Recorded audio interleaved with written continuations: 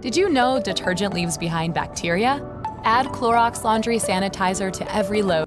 Hello, I'm MPX Toycat, and ancient debris is Minecraft's rarest and most sought after ore. People mine it because they want netherite, that's for sure, but something you might not know is that it's actually significantly rarer than both diamond and emerald ore if you want to try and find it, because diamonds can spawn in veins of up to 8 as opposed to just 3 for ancient debris, and emerald ore can be found in a specific biome in the overworld, however, ancient debris cannot. Also, you know what, I tried to use a spruce tree system like Extreme Hills, but that didn't work so well. However, there is one key thing that you can have an advantage of when it comes to ancient debris, and that's the fact that you're here in the nether, and there's some mining techniques you can really take advantage of that you can't in the overworld, and also they made one critical change during the snapshots and development phases that made this significantly easier to find in a way that other ores just don't work, and I want to explain both of those things to you using today's video, and explain how you can get ancient debris in the best way possible. So let's start with the very first thing, the basics, the important thing you're going to need, a pickaxe. A lot of people might think like, so what enchantments are we going to need to get here? Honestly, as long as you have a diamond pickaxe of some form, because that is required to mine these blocks, it doesn't matter what enchantments are on it, you don't need silk touch or fortune, neither of those will even help you in this case, you just want efficiency if you can have it, and ideally some unbreaking, because you're going to be breaking a lot of blocks here in the Never. Because did you know the ancient debris spawns between 1 time and 5 times per chunk?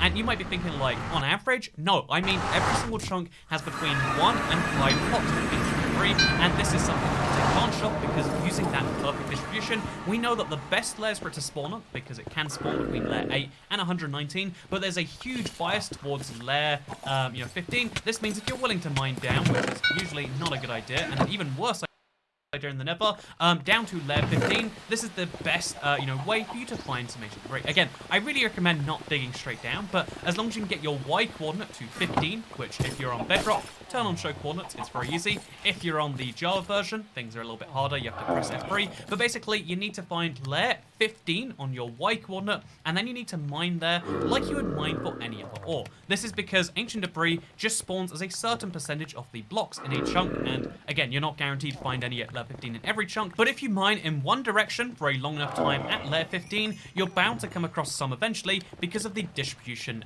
nature of this thing. This is a really interesting kind of change, and it makes it very different to diamonds, which are like, oh yeah, there's a few most efficient layers. No, when it comes to, ancient debris, this is just most efficiently found at layer 15. There's no questioning it. So the best thing to do, oh, there we go. We found a single block this fast. It is a very, very rare thing. Again, it spawns on average 1.7 times per chunk. This means for every 10,000 or so blocks in the chunk, only 1.7 of them are ancient debris, but because we know the best place to find them, we can utilize this technique and we can find some right there. If there's nothing else you take in this video, you just want to take the very basic thing, it's that at layer 15, you will find them the best. This is how you find ancient debris. It's wonderful, it's a nice thing. You can take these home, you can smelt them. It's always worth looking around, leave a few blocks around it, because sometimes they spawn like that. But if you just use this simple technique and know nothing else, oh, there we go, there's a second suspension debris. If you know this simple technique and nothing else, you can go quite far. However, this video is not just about how you find ancient debris slightly better than someone who's digging blind. This is about the best and the fastest ways of digging ancient debris. So how exactly can we find it even faster than that? Bear in mind, all I did was dig a tunnel about 30 blocks this way and about 15 blocks this way, so 45 blocks in total. And although there was a little bit of luck involved there, the fact that it was possible at all in an entirely random world is kind of mind-blowing, right? So let's talk about what we can do next, because mining endlessly in the same direction until you find some ancient debris, you can do 1x2 tunnels, you can do 2x2 tunnels. If you really want, you can do 1x1 tunnels. But like mining at this layer seems like it's the the simplest thing you got to do. If you've got a pickaxe, you probably can do that, and eventually you're just going to run across enough ancient debris. But the real tips are in working out how the nether actually works and in taking full advantage of that. So first of all, there are caves found at these layers, and these caves seem like they're useful, like they're on the overworld, but there's one key difference of these caves that isn't true in the overworld, and that is that ancient debris can never spawn touching air. Never check the surface. If you find a cave, don't think to yourself, I'm going to look around this, maybe I'll find some ancient debris. Ancient debris can never spawn touching the air, just like this. you always have to mine at least one block to get it, and this is where the second part of the strategy comes in, and that is when you find a cave, or even if you don't. I mean, it's just like a useful way to use the beds in Minecraft. You can take advantage of the fact that sleeping doesn't work in the Nether to make giant explosions that only require 3 wood and 3 wool. That's right. If I blow up this entire cave, which I can do by placing a bed right over there, place a single block between me and it. It can be as low blast resistance as the Netherrack, and even with just a there we go. Again, I swear this wasn't all set up before this video, but that is a proof of how successful this strategy was on this entirely random seed we're playing right here. We found another ancient debris because they can't spawn facing the cave. They can't. Oh, there's a second one up there. Oh my god. They can't spawn facing the cave. They can only facing the air of the cave, but they can spawn a single layer below it, which is why if you come across a cave that you don't need, you're just in ancient debris mode, you might as well come through here, and then once you put out some fires, of course, you might as well come through here and take full advantage of the ancient debris which you can find around. Again, I really would recommend being careful about putting out the fires before doing this, but yeah, we found 2 veins. They're probably just 1 each, but 2 veins of ancient debris in 1 cave, because again, this cave spans multiple chunks. I reckon if we made some more explosions, we could find even more of that. So I'm gonna get rid of this little lava flow first, because that's causing me a lot of pain. I'm gonna grab this ancient debris and see if it's just 1 block or if it's maybe got some more. It's just a single block. You know, how unlucky of us, right? Only 3 ancient debris in the matter of, like 7 minutes I've been going for this video. But yeah, basically, when you're at layer 15 in a cave, this is a perfect time to use a bed, which you should have a lot of, or bring some wool and bring some wood to the Nether. And then you can use these beds, again, always use first, just in case the worst thing happens. Place the bed down, place a block between you and, the bed for explosion protection. Again, if you're playing on a decent difficulty and you have armor, you should be mostly protected anyway, but it's always a good idea just to have a little extra protection. Then you make a giant explosion, and a lot of blocks reveal themselves, some of which might be ancient debris. That second explosion wasn't as lucky as the first, but this is an amazing way to mine much faster than you can with a pickaxe. Again, a pickaxe seems like it's the best way, and in the overworld, don't get me wrong, TNT mining is slightly more effective, than using a pickaxe, but it's not really something most people consider. But in the Nether, bed mining, because beds are so cheap, even if you don't have farms, you just need a sheep farm ready, and then the ability to chop down some trees. These things are so effective here in the Nether that you might as well. And this doesn't just apply to caves. It's obviously most effective in caves because that's where you can get the biggest kind of explosion for the the biggest bang for your buck, I guess. And just as we proved right there, here is my 4th bit of ancient debris in this video. This incredibly rare ore that is hard to find. There's another one, by the way. But also, if we just go mining through the wall, again, at layer 15, this will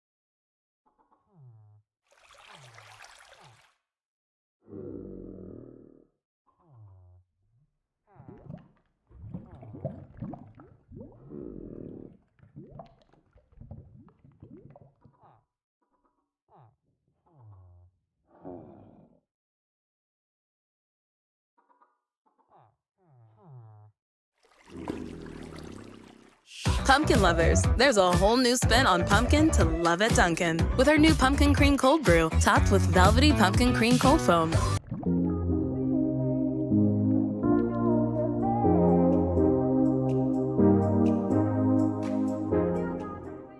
Hello everybody, my name is Sirius Blue, and in this video I will be showing you guys how to make an automatic wool farm just like this one, where you will get tons of wool, and then it will also teach you how to make a chain of the wool farms in the most efficient way using the least amount of resources. So for one single structure with one sheep, you will need 4 grass blocks,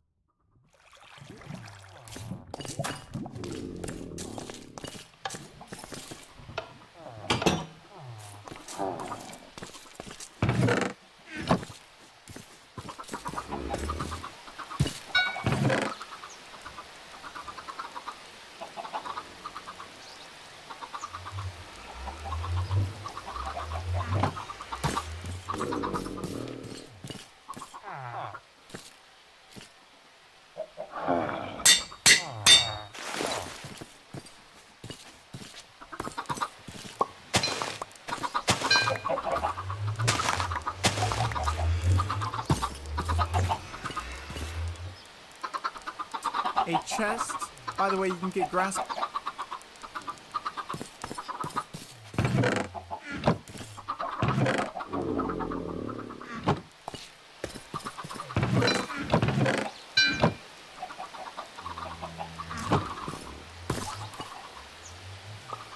Blocks with silk touch, or you can just build it on the ground with grass that you already have. One hopper.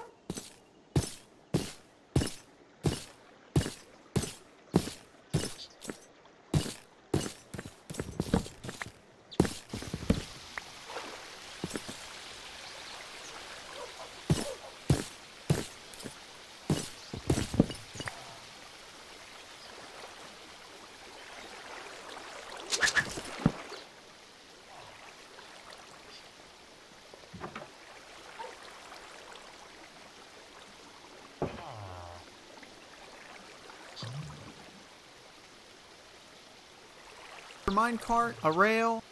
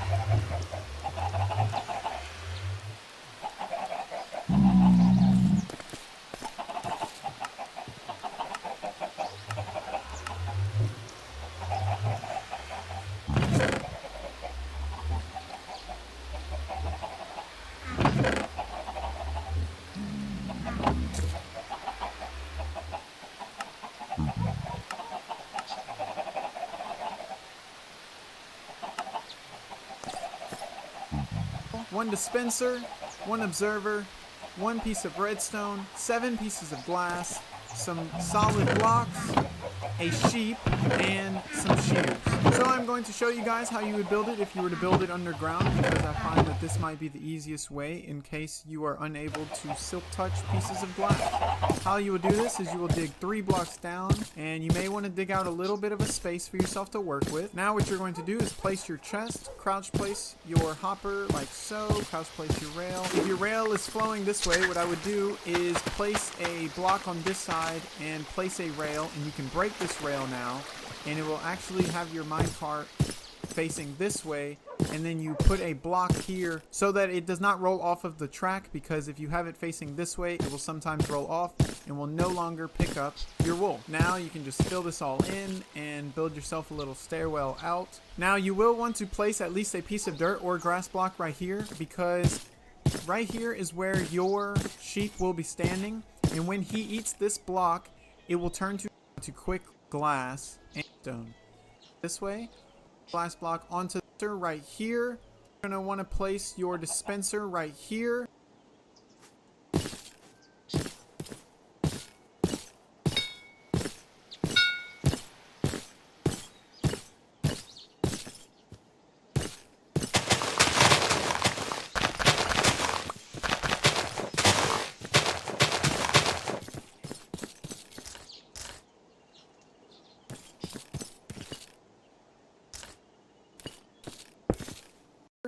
And place your glass blocks around just like this. Crouch place a glass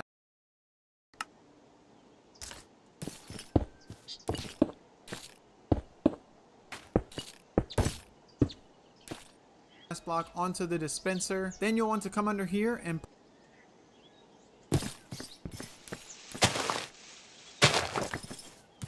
place your observer and make sure The eye is facing this way. Replace that block and put a piece of redstone. Now all you need to do is put your shears in there and it is ready for you to bring a sheep. Now the easiest way I've found to get the sheep in there is to actually break one of the bits of glass and hold this wheat just like so, and he will walk up here and you can just slightly nudge him in like this, and then you want to quickly place your up your wool. Now you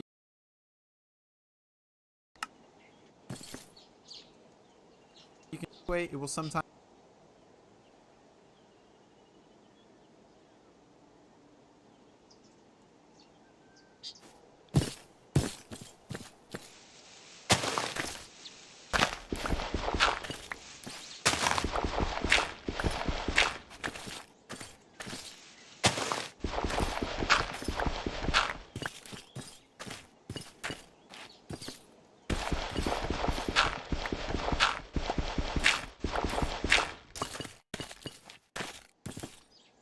roll off.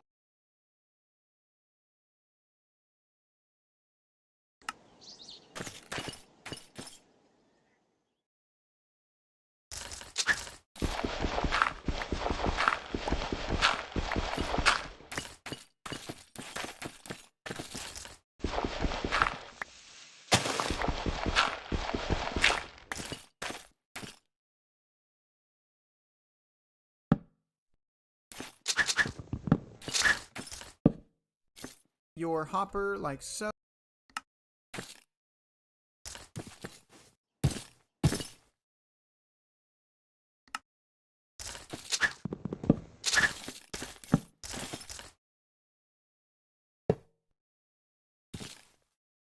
Crouch place your rail. If your rail is flowing this way, what I would do is place a block on this side and place a rail, and you can break this rail now, and it will actually have your minecart facing this way, and then you put a block here so that it does not roll off of the track, because if you have it facing this way, it will sometimes roll off and will no longer pick up your wool. Now you can just fill this all in and build yourself a little stairwell out.